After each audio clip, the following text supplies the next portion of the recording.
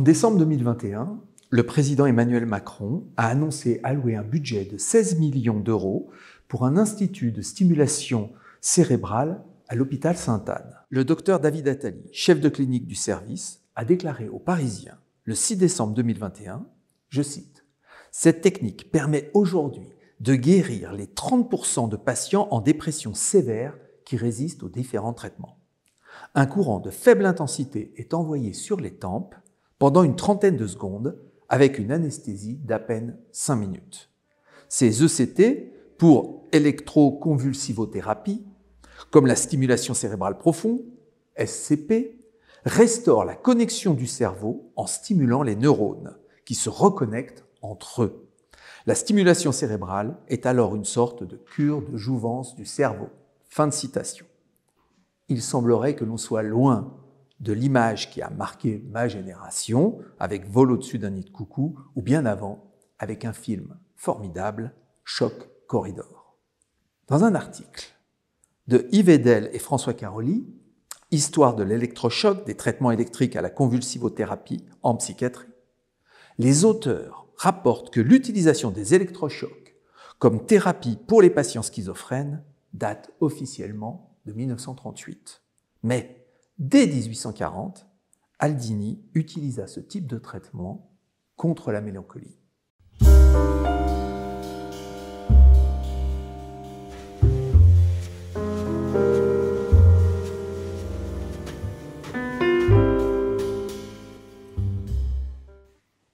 Alors, d'abord, effectivement, vous l'avez rappelé, c'est même depuis l'Antiquité, on a pensé que le courant électrique pouvait modifier quelque chose du fonctionnement du cerveau. Alors, peut-être que sous l'Empire romain, où on appliquait des raies électriques sur la tête des gens ou sur leurs pieds, on ne parlait pas forcément du cerveau, parce qu'on n'avait pas forcément l'idée que c'était le cerveau qui commandait à tout ça.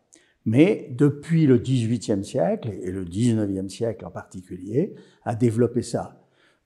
L'usage de l'électricité en médecine est une histoire ancienne. Freud lui-même note qu'il est assez scandalisé par le fait que les découvertes faites à la Salpêtrière concernant le symptôme hystérique et la manière dont effectivement l'hystérie produit des symptômes à travers une anatomie imaginaire, en fait que la richesse de ces découvertes cliniques ne s'accompagne que de thérapeutiques très pauvres et finalement dont l'électricité.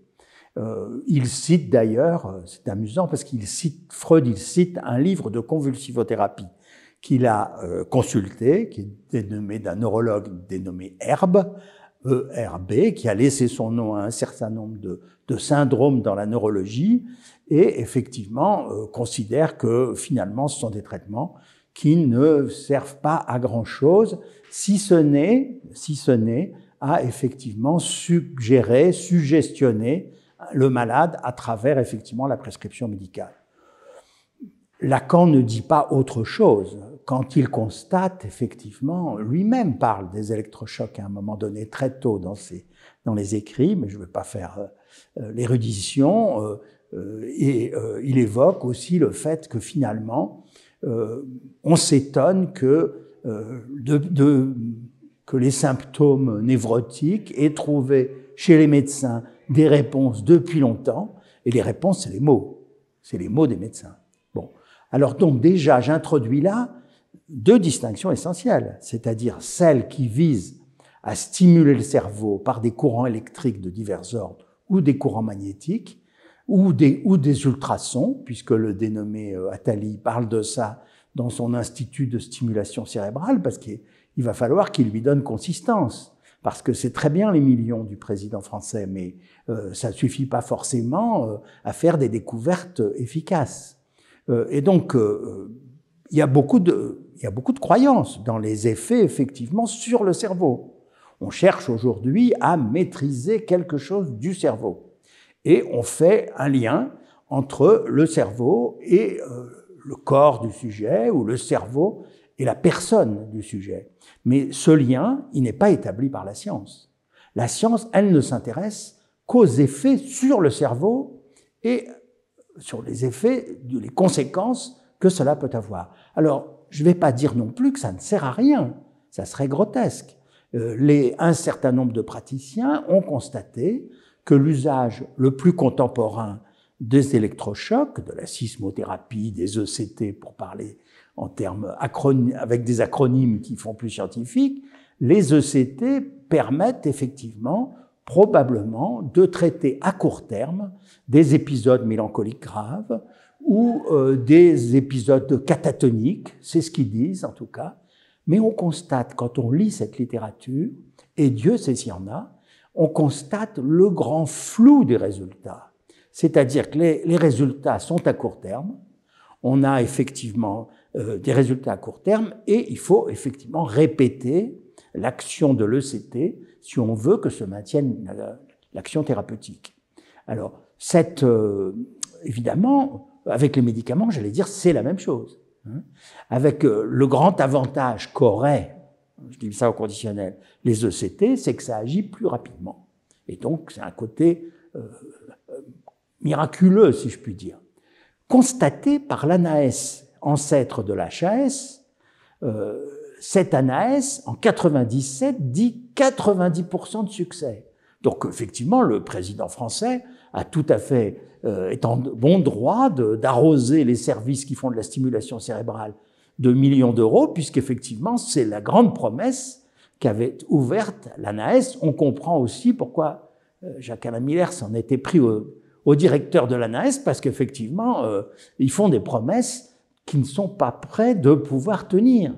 Parce qu'effectivement, je ne vais pas faire une entreprise de destruction de l'usage des ECT, mais je veux le remettre à sa place, contrairement à ce qui est en train de se passer aujourd'hui, où effectivement, les scientifiques, les chercheurs, un certain nombre de psychiatres sans doute, qui sans doute ne sont pas passés par l'analyse, et aujourd'hui il y en a un certain nombre, effectivement pensent qu'il y a là une voie de recherche et de succès thérapeutique possible. Donc, mais quand on regarde les chiffres, on note 30% de succès. On ne peut pas généraliser la chose. Et surtout, le modèle de fonctionnement, le mécanisme de fonctionnement de ces courants électriques, aussi sophistiqués soient-ils, effectivement, n'est pas tout à fait établi. Il y a des hypothèses. Alors, la pratique la plus courante, effectivement, on n'est plus vol au-dessus d'un nid de coucou. Il faut pas oublier, il faut quand même un anesthésiste, il faut un lit pour que les gens restent un moment et se réveillent. Et il faut donc un anesthésiste. On donne un myorelaxant aux gens, plus, enfin celui qui reçoit ce courant, qui vise à déclencher une crise d'épilepsie. C'est pour ça que ça s'appelle convulsivo. C'est effectivement, ça déclenche une crise d'épilepsie contrôlée, puisque le patient est endormi et en même temps il est myorelaxé, ce qui fait qu'il ne va pas se faire de mal.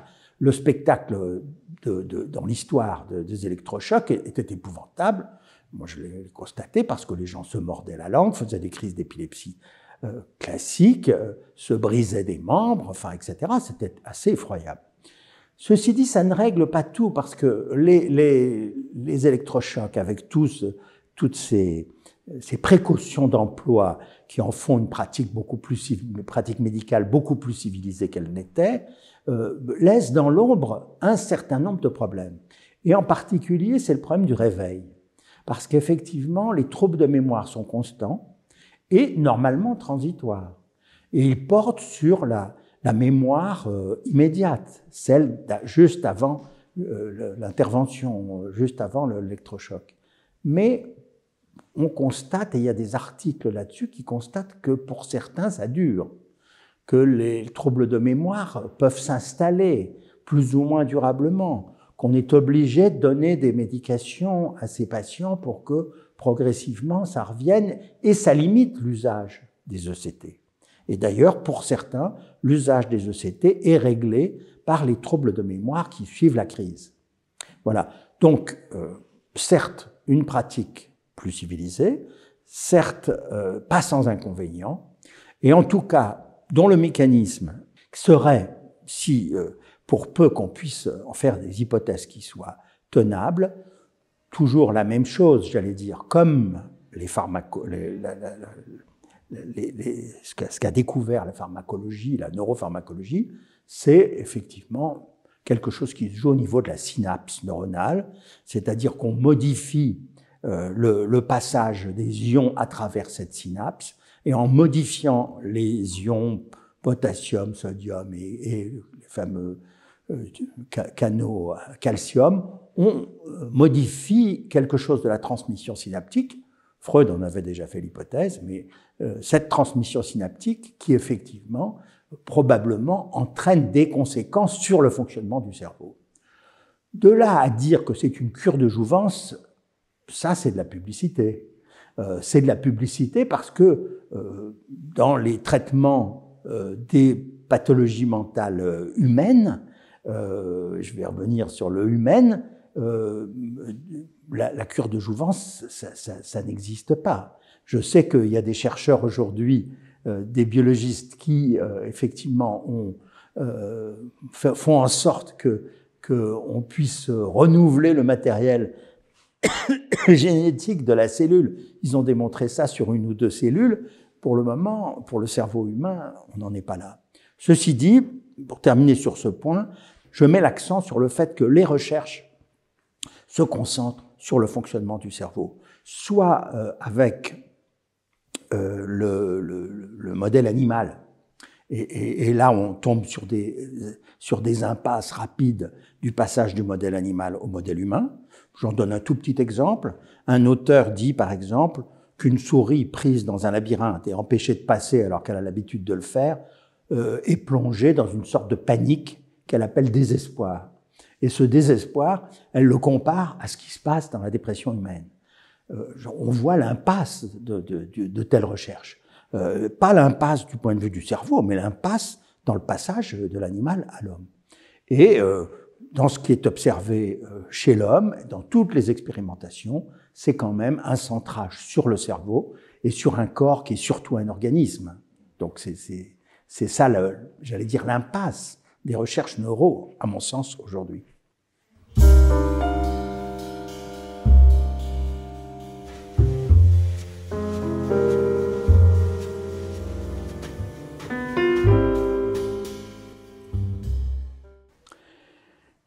Elles disent qu'effectivement, les médecins, quand ils ne sont pas analysés et qui font de la psychiatrie, ont l'idée de pouvoir guérir leurs patients. Lacan l'avait déjà souligné dans ce fameux texte sur la conférence au Collège de médecine, et il avait déclenché une grande ire des professeurs de médecine de l'époque qui ne comprenaient pas ce qu'il voulait dire, quand il disait que finalement, la guérison, c'est une demande. C'est une demande de celui qui souffre, hein, et la question qui se pose au médecin, c'est de savoir comment il répond à ça. Et d'ailleurs, j'allais dire spontanément, beaucoup de médecins le savent. Beaucoup de médecins savent qu'ils ne peuvent pas dire à leurs patients « je vais vous guérir, je vais améliorer vos symptômes, vous allez prendre telle chose qui va vous apaiser, évidemment, si c'est une infection, il vaut mieux la guérir, on a là-dessus des instruments comme les antibiotiques et on va vous inciter à les prendre, mais on a des vaccins contre, par exemple, les infections virales. Mais vous voyez bien que la chose est compliquée, puisque quand on dit aux gens « prenez des vaccins, ça va vous empêcher d'être malade », un certain nombre disent « pas du tout, j'ai pas du tout envie de prendre des vaccins, j'ai pas du tout envie de guérir de ça en tout cas ». Donc la question de la guérison, c'est une question effectivement fort compliquée et c'est une question auquel effectivement les médecins cherchent à répondre de la mauvaise manière quand ils pensent qu'en modifiant les paramètres du cerveau ou en améliorant la conduction profonde des synapses cérébrales, ils vont forcément régler le problème des symptômes psychiatriques, de la dépression, de la schizophrénie, parce qu'il faut bien dire qu'aujourd'hui, ce sont les seuls mots qu'ils utilisent pour parler de la pathologie. Ça, c'est issu effectivement particulier du DSM, mais vous ne voyez pas les tenants de l'ECT défendre les ECT pour la paranoïa ou pour les passages à l'acte. C'est pas tout à fait par hasard. C'est qu'effectivement, que ce soit la paranoïa avec la question de la croyance, ou la question de la connaissance même, du rapport à la connaissance, que ce soit le passage à l'acte, qui nécessite des explications qui vont bien au-delà, on peut toujours faire des coupes de cerveau, qui vont bien au-delà de ce qu'est le fonctionnement cérébral. Pourquoi un homme agit? Pourquoi est-ce qu'il passe à l'acte? Pourquoi est-ce qu'il se suicide à tel ou tel moment? Ou au contraire, ne le fait pas? Donc, on voit bien, alors, ils tentent d'approcher ça, les tenants neuro, par les effets inhibiteurs, désinhibiteurs, etc., sur les fonctions cérébrales. Mais ça ne suffit pas à expliquer la portée d'un acte.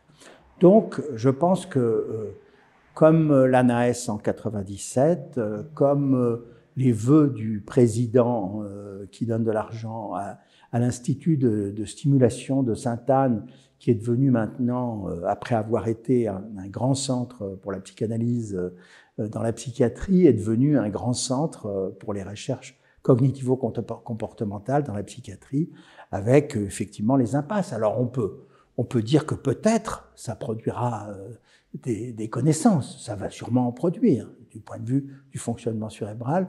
Je n'ai pas beaucoup l'idée qu'à court terme, ça nous donne des instruments pour traiter le symptôme ordinaire, que peut-être la dépression ou les symptômes névrotiques ou les symptômes psychotiques, y compris quand on réduit le schizophrène à un dysfonctionnement du corps, schizophrène qui, comme le disait Lacan, n'a pas le discours ou le dispositif pour faire tenir ensemble ses organes, le discours qui lui permette de faire tenir ensemble ses organes. Et donc ça, c'est pas en considérant une unité du cerveau ou une unité du corps qu'on va régler ces symptômes-là, à mon sens. D'ailleurs, ils sont assez prudents, les tenants de l'ECT qui prônent l'ECT pour les schizophrènes. Ils disent qu'il ne faut pas arrêter les traitements neuroleptiques.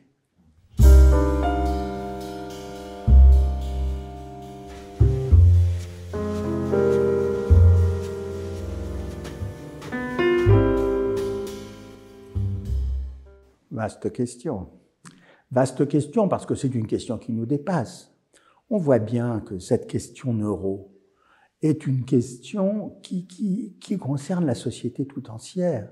C'est-à-dire que c'est un effet du discours de la science et du discours capitaliste, cumulé, qui veut toujours plus d'effets rapides et d'efficacité pour son propre fonctionnement.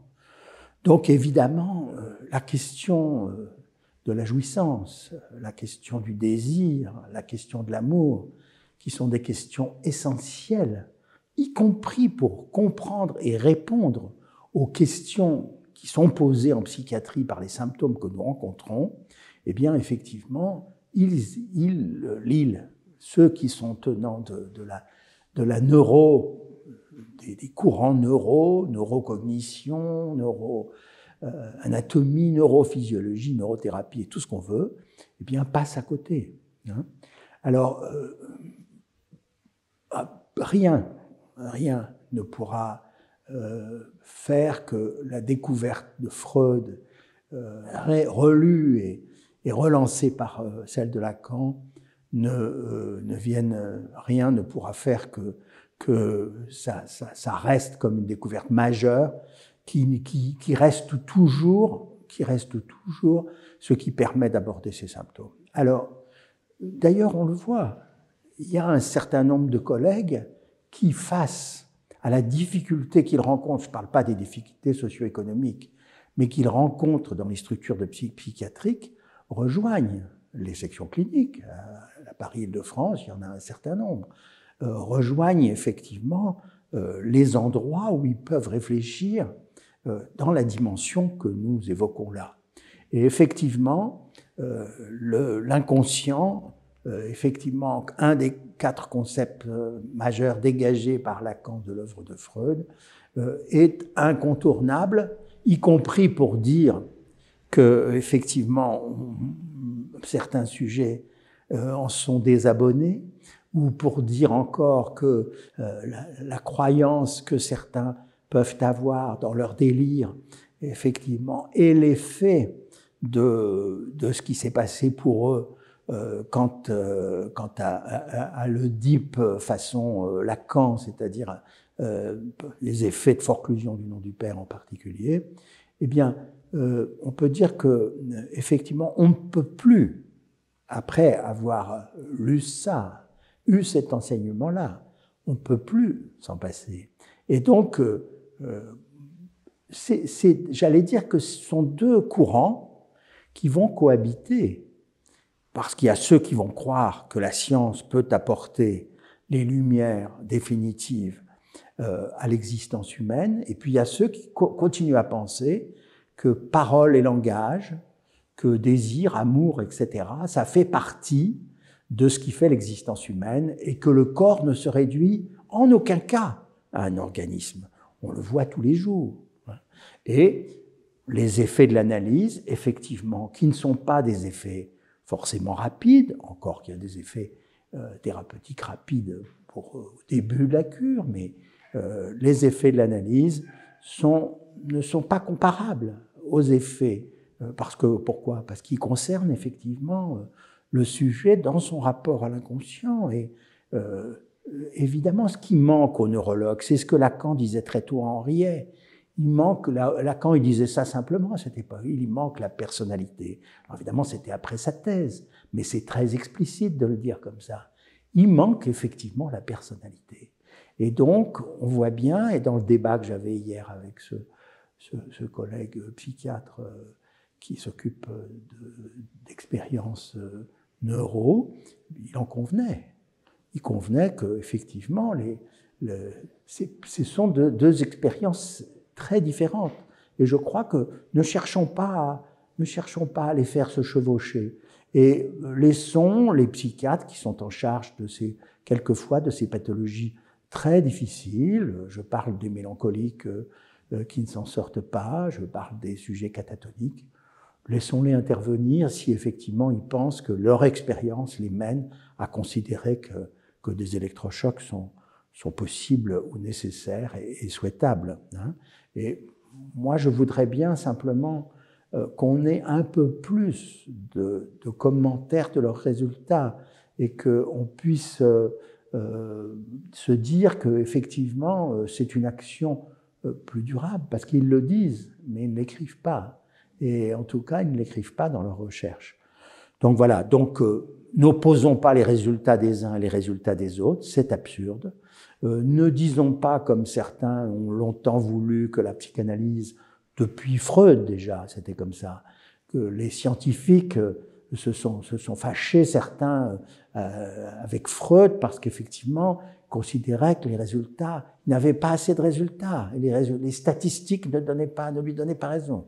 Donc on en est, d'une certaine manière, ça n'a pas changé, parce qu'effectivement, l'approche au un par un, la dimension du désir et la jouissance, la question de l'amour dans le traitement, parce qu'il ne faut pas oublier, c'est que dans le traitement neuro, c'est le 1 de l'organisme qui est traité. Dans la psychanalyse, c'est le corps dans son rapport à l'autre. Et ça, c'est très différent.